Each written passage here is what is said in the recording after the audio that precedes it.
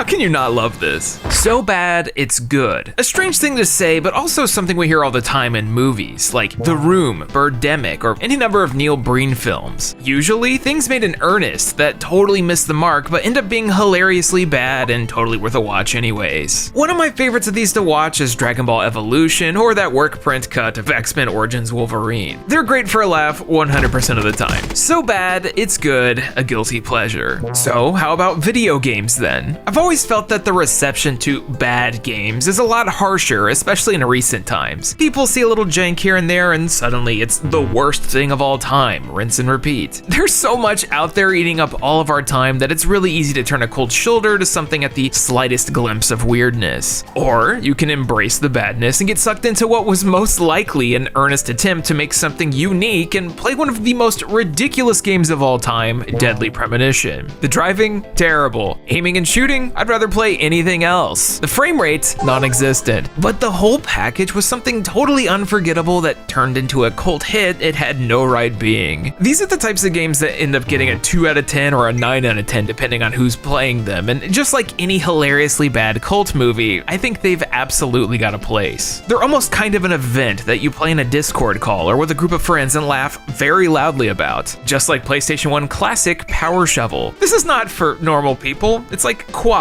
with, well, a power shovel. You're literally knocking down buildings and spooning curry into bowls. Who is this for? Me. And you too, if you're a person of culture. Double points if you have the controller. So yo, it's Austin, and today we're gonna be getting a little weird with it. So bad, it's good, like cult hits, B-tier games, stuff that might as well just be a guilty pleasure. Just not in the Dead or Alive Extreme Beach volleyball kind of way.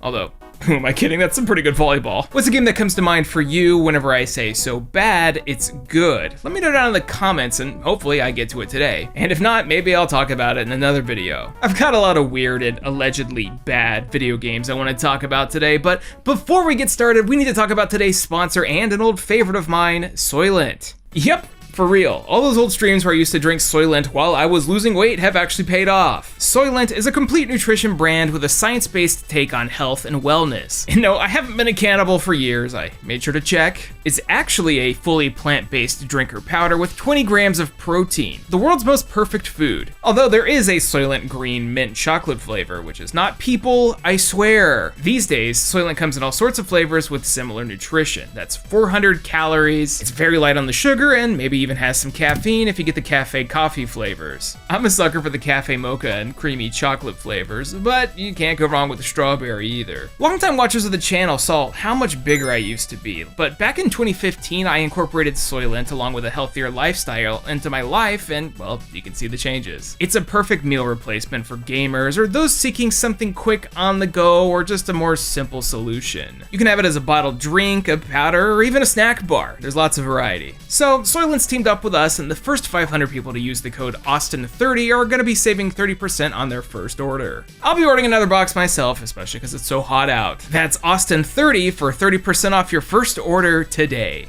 Thanks to Soylent for the sponsor, but for now, we need to get back to the thing that we enjoy talking about the most, video games. Except in the case of this video, it's those releases that come with a big ol' asterisk on it. As far as so bad it's good is concerned, I'm gonna be talking about a lot of weird video games that I hope a lot of y'all haven't heard about, but I figure we might as well get this thing started with some of the more notorious picks, or, you know, the legendary ones, like Deadly Premonition. I think everyone knows, like we said earlier, Deadly Premonition. This Twin Peaks-inspired drama by Access Games and Swery made a mark when it was released with its classic concept and bizarre execution. You want dumb quotes and a guy monologuing about pop culture? You got it.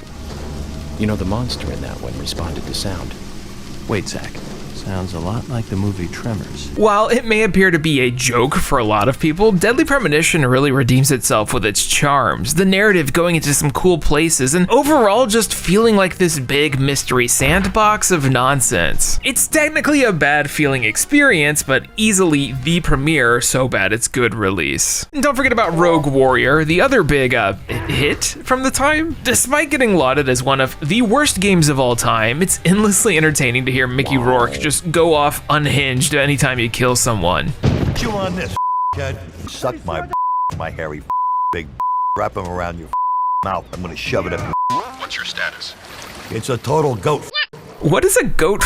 Rogue Warrior is more of a prank than a, good and playable time. Kinda like Takeshi's Challenge on the Famicom. Some might call this one a torture device starring none other than famous actor and comedian Beat Takeshi. This whole thing was literally designed to annoy the player, and some of the solutions are nonsense that you'd only understand if you saw the commercials. Gameplay includes singing karaoke into your controller, pachinko, and waiting for 8 minutes while doing absolutely nothing. It feels terrible, and when you finish it, it just makes fun of you for even trying. Truly, gaming at its finest. Which brings me to a release that I used to think was a huge deal when it came out, even if it might not have been. Don't judge me. Redneck Rampage, aka the one thing you saw sitting in the aisle of every Staples out there. Redneck Rampage and its sequels are first-person shooters by the people behind Return to Castle Wolfenstein. Prior to diving into World War II, Xatrix Entertainment and Interplay would take it to the deep south and give us a game that by all means should suck. The story here is the most simple. You're playing as this old hick, Leonard, alongside your friend Bubba, and you're fighting against other hicks and eventually an alien invasion. All to rescue your prized pig, Bessie. But also, it's essentially a Duke Nukem 3D clone. Yeah, like the good one. Except, instead of paying people money to see their unmentionables, you've got yourself a dedicated yeehaw button.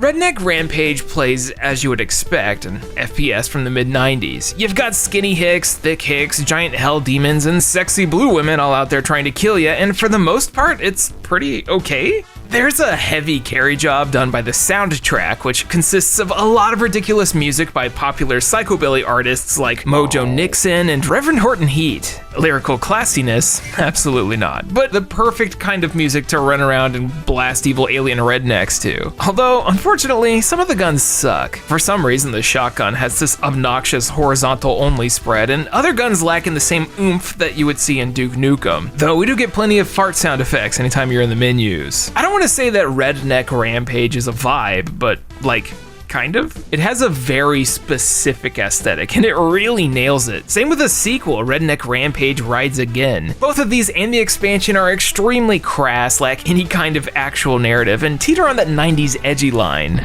Wake up. When it was released, Rampage here got a bunch of mixed reviews and landed itself firmly in the cult hit zone. I mean, it was this heavy M-rated shooter coming out only on the PC when consoles were gaining more prominence, but at the same time, I don't think that the mascot-loving general audience would see something called Redneck Rampage sucking grits on Route 66 and immediately hit up Santa Claus. The 90s were filled with strange games that you'd never see now, and this here is one of them. Just don't forget to guzzle down some beer and hit the P button. Yeehaw! You probably knew some of those, so let's get weird with it. And well, you can't really get much weirder than our next pick. What happens when you combine Armored Core with Feeding Frenzy? Well, you get Japanese indie game Ace of Seafood. If this looks like a joke, well, it kind of is. There's a distinct lack of games going full in on ridiculous concepts these days, something we'd see in the PlayStation 2 era all the time. Ace of Seafood is exactly that. Pick your starting fish, travel around the ocean, and battle other sea creatures for territory, supremacy, and slowly getting bigger and stronger. Or more submarine-y. Ace of Seafood is one of those things that you can pick up and understand quickly, even if the entire interface looks like a poorly designed joke taken straight out of a 2000s Squaresoft game. Each piece of seafood has different abilities like laser beams and homing rockets. You create a fleet of creatures and swim around looking for new reefs while destroying bigger and bigger monsters. Once you defeat a certain amount of a specific type, you gain their DNA and can recreate them, thus getting more and more powerful until you're massive and the screen looks closer to a Toho game than anything else. Mechanically, it's far from perfect, but the sheer ridiculousness of the concept carries this one really far. I mean, no one out there is booting up Ace of Seafood in order to get a gripping narrative, at least I don't think so. This is one of those things that's dumb fun for a few hours, and considering you can pick it up for less than $5 when it's on sale, it's absolutely worth it. But if you're afraid of exploring the deep ocean like in Subnautica, this is gonna do you no favors. The developer, Kalapa Games, has a whole catalog of weird stuff like this. Fight Crab and Neo Aquarium also star various sea creatures fighting for supremacy, but only Ace of Seafood lets me command a submarine, even if it kinda sucks.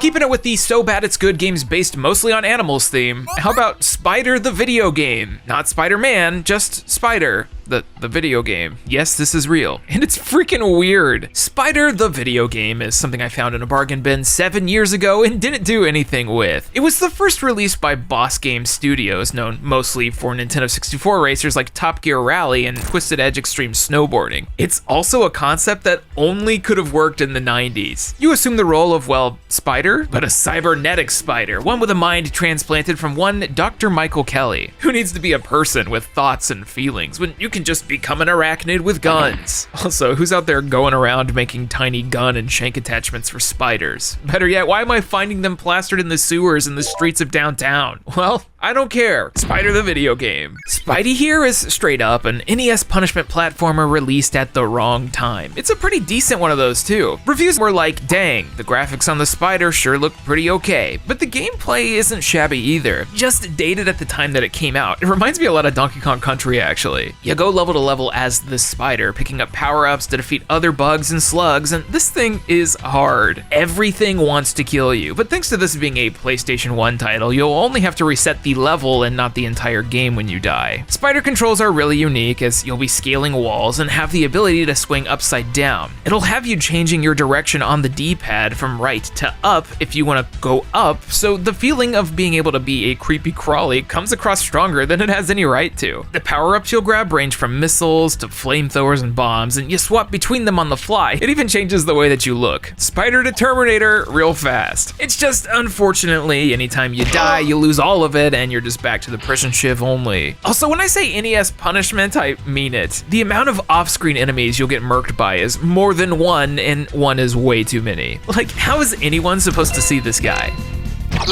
That being said, I think this feels decent, and it's challenging enough for people who are fans of the genre. The freaks out there wanting more Kaizo Marios and I wanna be the guys. You know who you are. Spider the video game didn't have much notoriety. It only sold 200,000 back in 97, so you know it wasn't gonna go very far. There's not much information or press-related stuff on it out there, but there is this little ad that says, the spider that's also an exterminator, rent today at Blockbuster. So I guess they were going all in on making Spider the big rental of the summer, which I mean is totally valid and something I miss from modern gaming. Would Ballad Wonderworld be as hated as a weekend rental from Hollywood Video? Maybe, maybe not. But only in Spider the video game do you get a game over cutscene that has a spy cutting off your head. Yeah, it's just like Banjo-Kazooie.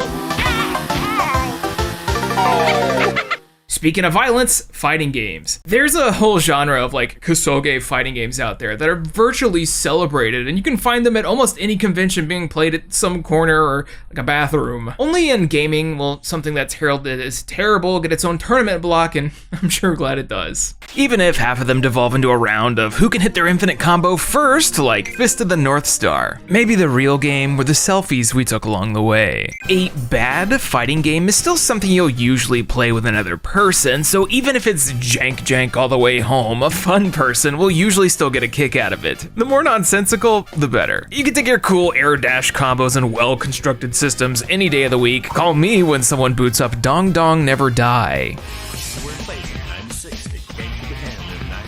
Oh yes, that is the King of Fighters 98 intro. Also, Super Mario. Dong Dong Never Die is a fan game of legend. It's the passion project of a bunch of indie Chinese game developers, and it is a prime example of so bad it's good. It's a free file you can download that takes a lot of inspiration from other fighters at the time, while also trying to be as bizarre as possible. And yes, that is Terminator 2. I love that a majority of the assets are just ripped straight from other games, but they made these ridiculous Mortal Kombat style digitized sprites for each of the characters. They're all zany and lovable, and the sheer amount of effort in this totally free fan project is off the charts. All for a silly, janky, non-profit fighter that's always perfect for a night of laughs. But this was made this way on purpose. What about something that might have tried a bit more in earnest? Enter Naughty Dog. Yes, like Crash Bandicoot, Jak and Daxter, Pedro Pascal shooting zombies, Naughty Dog. Prior to making good video games, they made Way of the Warrior, a 3DO exclusive, which also makes this video the first on the channel to feature a 3DO game. Let's go. Way of the Warrior is blatantly a Mortal Kombat clone, one that you play with this bad boy, all while listening to a soundtrack that was exclusively White Zombie. 7 White Zombie songs, and that's it. You better like the album La Sexorcisto Devil Music Volume 1, cause that's all we got. Well, that and low quality sound effects and a narrator that you can barely understand. Following in the shoes of Mortal Kombat and Street Fighter, the cast consists of a bunch of outdated stereotypes. Since Naughty Dog made this thing on a shoestring budget, all of the characters ended up being friends and family, most of which worked for free, which probably led to them wanting to make the tone in combat more comical than super fatality driven. Don't worry though, you could still explode some heads. Way of the Warrior is silly, and chances are you'll never be around a 3DO at EVO to force someone into grand finals with you, although you might be able to sneak in a copy of Star Wars Masters of Terras Kasi, a game so legendary that at one point I was under the assumption that this was the bottom of the barrel. And well, it kind of is. Whoever thought that each character should have 2 movesets and a toggle for your weapon is silly. Also, the movement is some of the most sluggish I've ever seen in a fighter, but hey, I guess it does a good job of looking like a Star War. One with ring outs and overpowered level 3 lightsaber juggles. Balanced? Nope, that's fine, it's Kusoge. Look, if you told a Star Wars fan in the 90s that there was a Star Wars fighting game on the horizon, they got pumped. Everyone wants their favorite franchise to have fun video games. Terras Kasi is not that. At least not on purpose, unless you like having a hearty laugh at the jank. Game aborted. There's a whole dimension of so bad they're great fighters that we could explore here. There's fun to be had in broken games like Street Fighter the movie game, the Choaniki Fighter, Gundam X Review, or my favorite Sailor Moon S. You want Sailor Uranus Infinites? You're getting them. But if I'm gonna rep one crappy fighter to the professional stage, it's gonna be Warpath Jurassic Park. Why? Easy. Dinosaurs. Dinosaurs fighting. Primal Rage is too good for the slut. I need some weird 3D graphics waggling around and a stiffness that they'd have to try and replicate these days. I need 2-frame dinosaur blocks, I need advertisements for 76 gas stations, and most importantly, I need all physics disobeyed and the size of dinos normalized because it wouldn't work otherwise. That means Stygies are nearly the size of T-Rexes, and I won't accept any substitute. Warpath Jurassic Park is movie licensed jank of the best kind. It's got a deeper than you would expect combo list and a rage mode which immediately signifies a life or death situation for your opponent. Like, hey, try and dodge this. You can't. You can knock out the other players real fast, and the models of the dinosaurs actually look pretty good. By no means would I ever say that Warpath is a quality release, but it's the kind of game that you play at 2 in the morning and think about way too much. Warpath was 100% the game your grandparents got for your birthday instead of Third Strike because they recognized the logo. And considering this thing's got an educational museum inside it with cool dinosaur facts, they made the right choice. Honey, I'm home. Next up, let's head across the ocean for a whole different flavor of so bad it's good, 7th gen Japanese games. These things were something special. Due to a whole generation of publishers wanting to appeal to the Western market, we ended up getting a ton of games that were confused as to what they wanted to be. Deadly Premonition is, like we said earlier, the loudest, but then you have something like Earth Defense Force. Originally a PlayStation 2 era release, the Earth Defense Force series has not changed in the slightest. It's a game about shooting invading bug aliens, and it's been that way for nearly 20 years now. Part of D3 Publishers' Simple series, EDF, like a few others, has evolved slightly out of that to become a staple of weird Japanese games. The originals came out in Europe prior, but I remember when the States first got a taste with Earth Defense Force 2017 for the Xbox 360 of all platforms. You want a frame rate? Get real, kid. You're gonna blast away a comical amount of ants as the world around you is getting slowly destroyed at 10 frames a second, and you're gonna like it. And I did. I think from a pure gameplay standpoint, this entire series is extremely outdated. Even the latest localized releases like EDF 5 still feel like a glorified PlayStation 2 game. Just one that you can play online with others now, and that's really the whole charm of this series. Multiplayer, playing online, pick whatever class you want and blast away a stupid amount of bugs and alien spaceships while laughing at all the jank happening around you. Every single one of these is like a 6 or 7 out of 10. It hasn't evolved in the slightest, but at the same time, any one of these hits the stores, I can't help but pick it up. Kind of like Dynasty Warriors? How else am I gonna sing together with friends? We'll unleash all our forces, we won't cut them any slack. The EDF deploys. You could take a look at any number of D3 Publishers releases in the 2000s and they'd fit nicely here. The Oni Chambara series fits firmly into the guilty pleasure slot with its overt trashiness, partnered alongside better than expected spectacle action combat. Schoolgirl Zombie Hunter, less so, but that game's the reason I've got 2 dope friends for life, so it makes it by default, even if I put it in my worst of the year 2017. You like shmups? Boot up Choaniki and be greeted with some of the most overt wiener imagery you've ever seen. Gee, cheap. I wonder why this didn't make it to the States. It's like a pretty good side-scrolling shooter though. You just gotta deal with a lot of whatever we're looking at. We could be here all day, so let's pick it up and move on to a publisher that was really controversial at the time, Konami. In the 2010s, Konami decided to go full force onto outsourcing a lot of their IPs and games to Western developers, which led to a lot of projects being disjointed. That whole generation had big random AAAs coming out virtually every other week, and one of the ones from Konami was Never Dead. Never Dead kinda came out of nowhere. It was announced during Konami's wacky 2010 E3 press conference, you know the one. Hey, gentlemen, save it for the ring. Konami was gonna be teaming up with British developer Rebellion Developments, who are nowadays most famous for the Sniper Elite franchise. Oh, and Rogue Warrior from earlier. Pencil. Never Dead looked like it was gonna be mostly a gimmick, namely you controlling an immortal demon hunter named Bryce who needs to regenerate and pick up his missing limbs. Like Piccolo, but with a way worse attitude, although that's fair if you've lived several hundred years and you're exploding constantly. It was a unique way to look at the regenerating health trope and how that was everywhere at this time. You get hit, you lose an arm, a leg, or maybe even your head. Just roll back onto your body and pick it up. Also, Megadeth, they did a full soundtrack.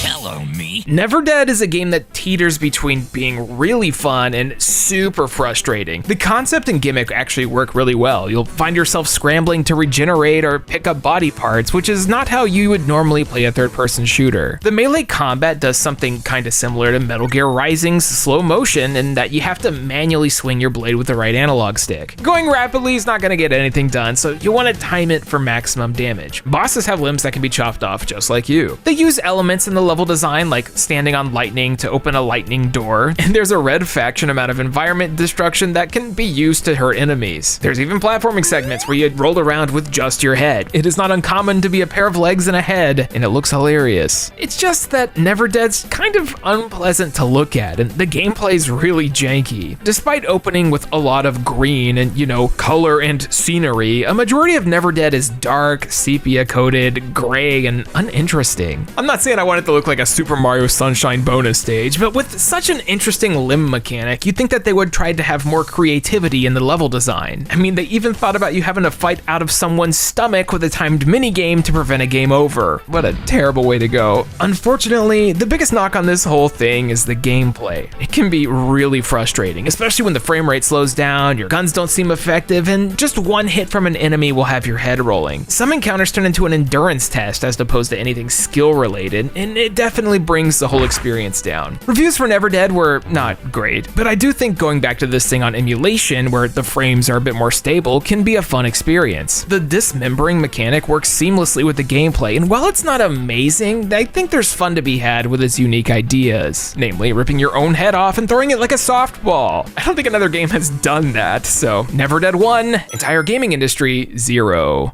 Never Dead is more of a good mix of ideas, kind of wrapped up in a slightly crappy package. So how about something that's just, you know, bad all the way through? The releases that you whip out specifically to torment your friends or self if you're one of the masochists out there. It's that morbid curiosity that just takes a hold and causes you to gift one of your closest friends a copy of Ride to Hell Retribution.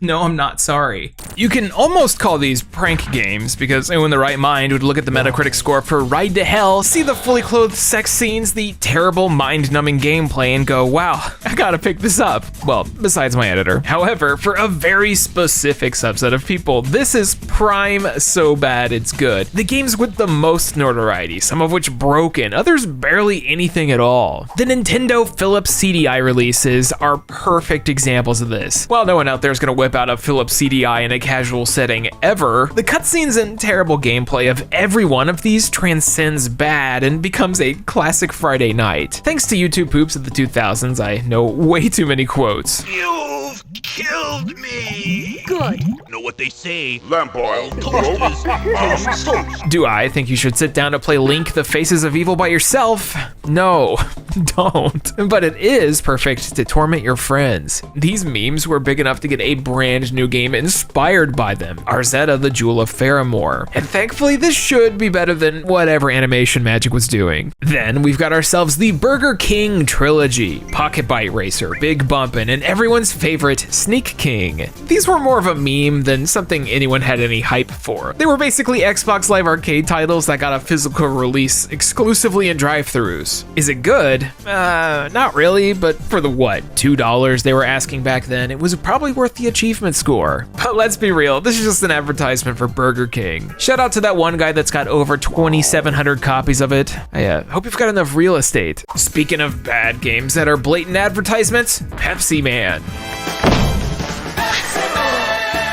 Yeah, enough of that. Heard it way too much while playing. Pepsi Man was something that didn't hit America. I had no idea what a Pepsi Man was until the internet came around and everyone memed it into the ground. It's not complicated, it was just a Japanese ad campaign based on Pepsi to promote Pepsi in a slightly aggressive fashion. Drink Pepsi. This is basically what would happen if Sega to Sanshiro fused with those kids turning into Capri Sun or whatever those commercials were about. Although that Diet Pepsi Woman twist ad is something else. So of course, the world would get itself a Pepsi Man video game. It wasn't the first time a product would get a tie-in game, and it absolutely isn't anywhere near the last, but for some reason, it's gone down as being terrible, which I don't necessarily agree with. You just gotta, deal with the fact that it's an advert game like Chex Quest, Yo Noid, America's Army, or Doritos Crash Course. Pepsi Man is a difficult runner. It's almost like a proto-temple run, just one with someone screaming Pepsi Man in the background every 20 seconds and giant CM Punk tattoos everywhere. Look, it's not profound, it's not technically advanced, and it's not gonna blow anyone out of the water, but it is well made and it does its very simple thing okay. You run forward, you collect cans of cola, you get to the end of a level, you watch weird videos of a guy looking at a TV and drinking sugar water. You can beat the whole thing in less than an hour if you're decent and be like, well, I guess I beat Pepsi Man. I think this could have actually been a good product if it had triple the levels with more challenge and, no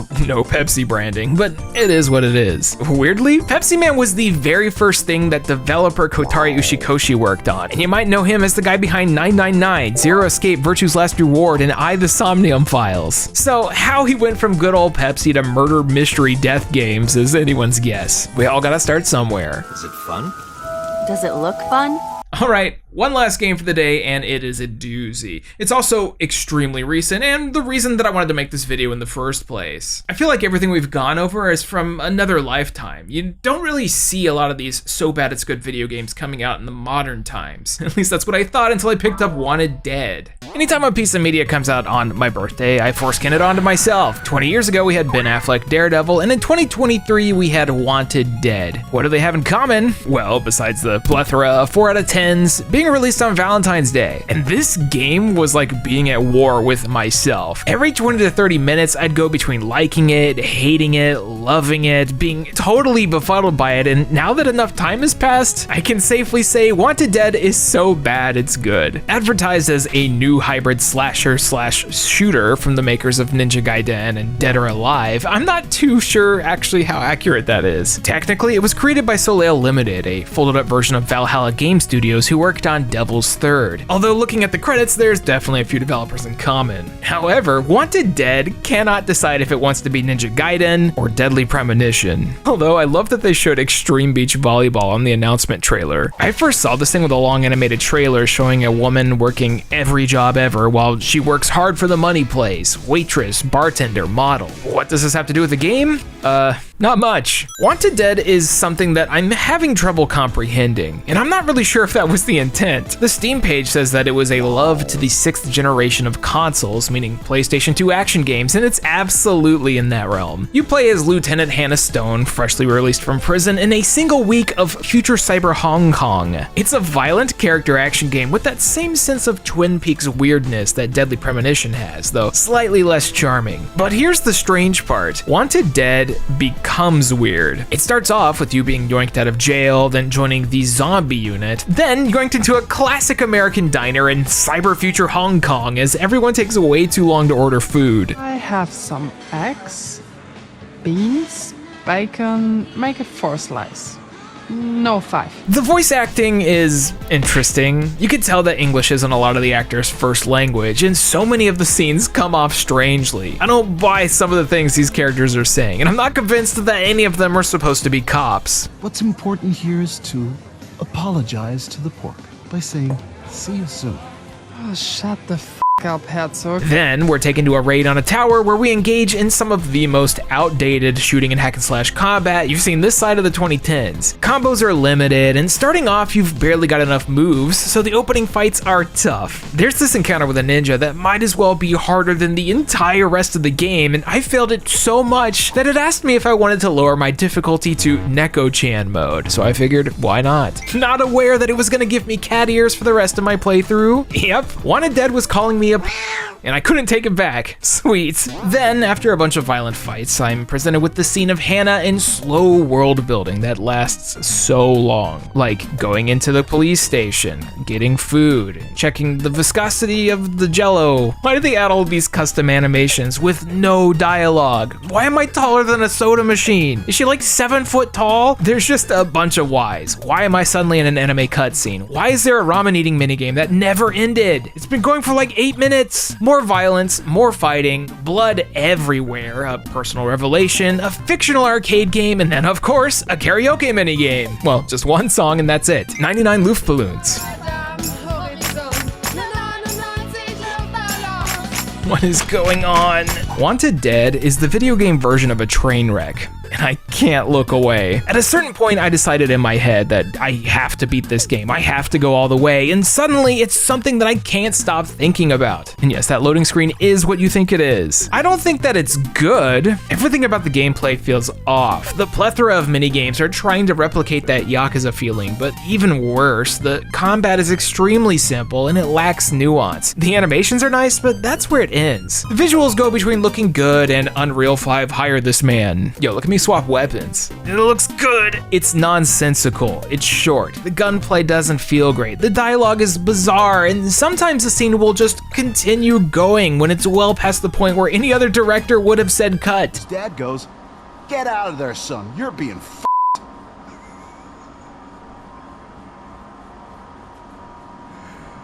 You're done. But as a total package, Wanted Dead is something profound. Well, no, not really. Wanted Dead is memorable. It has moments of brilliance. The visuals in the world stand out. The character designs are great, even though Hannah sat them sing-sized for some reason. It actually is a callback to the games that it wants to replicate, even if it's a way jankier version of that. Like a Suda51 game sans Suda. It seems like there was a grand vision here that they had to make work within specific limitations, and I think they did their best. Like seriously, why was there a full animated music video for a trailer? Some of the character models look awful, but this cat looks really good. Someone took a painstakingly high amount of time to make this detailed animation of Hannah unloading her gun, and there was no reason to do this, but they did. I'm not sure if Wanted Dead is Kusoge on purpose or not, but I do think that it'll get a cult following in like 10 years when the eventual nostalgia rolls in, probably from someone like me. Wanted Dead sucks, and I love it. Best worst birthday present a guy could ask for, even if I could barely understand half the cutscenes. He notices that he's naked, like no jeans, no undies. He reaches for his and he finds that he has 4 balls. Okay. So there you have it. So bad it's good video games in the bag, locked up, edited and turned into a 30-minute video unleashed onto the internet for people to watch like 10 years from now and be like, wow, this guy's an idiot. I've talked about a lot of examples on this channel in the past, and I didn't really want to repeat myself a lot, so if you check out other videos, you can see me probably going into some of these. But also, if there's something that you think that I missed and I should take a look at, let me know down in the comments below. I'm always looking to torment myself. If you liked today's video and you want to support the channel, check out today's sponsor, Soylent. Give me a subscription or head on over to the Patreon, where you can pledge monthly to help us out, buy a t-shirt over on the Pixel Empire, or maybe just check out one of the other videos on this channel. We've been going for nearly 10 years. We're almost there, and that is terrifying. Anyways, I've been Austin, and I'm gonna take a bit of time to myself to play a game that's so good it's good, you know, Baldur's Gate 3. Catch me next time when we talk about the clones of a beloved franchise that's getting a new entry soon. But which one? 2023 has too many games. Thank you all so much for watching. Special Patreon shout out to Aaron Kwolek, Blackfoot Ferret, Blake Thomas, Cheeks, Chris Shelton, Doug Prince, DX Buster, Dylan Snyder, David Molnar, Elijah, GM Pinks, Hey Quiggles, Idlevice, Jay Roos, Jacoby Fitzpatrick, Kevin Zanowski, Kieran Arter, Nick Irving, Ryan Talbert, and Vox. Thank you all so much for the generous support. This video is kind of a weird idea, and it's one that I've been thinking about doing for a while, more specifically guilty pleasure games, but that's not really good with the YouTube internet SEO, so I tried to make it work in this fashion. We got some huge milestones coming up. We're almost at 275,000 subscribers around the exact same time the 10-year anniversary is happening, and I'm ecstatic. I can't believe that this is my life for real, and I can never thank y'all enough. I have a couple videos coming out before I take a short hiatus at the end of September, but then the rest of the year is gonna be great. I have so much I'm excited to share. All right, I'll catch you guys later. Goodbye.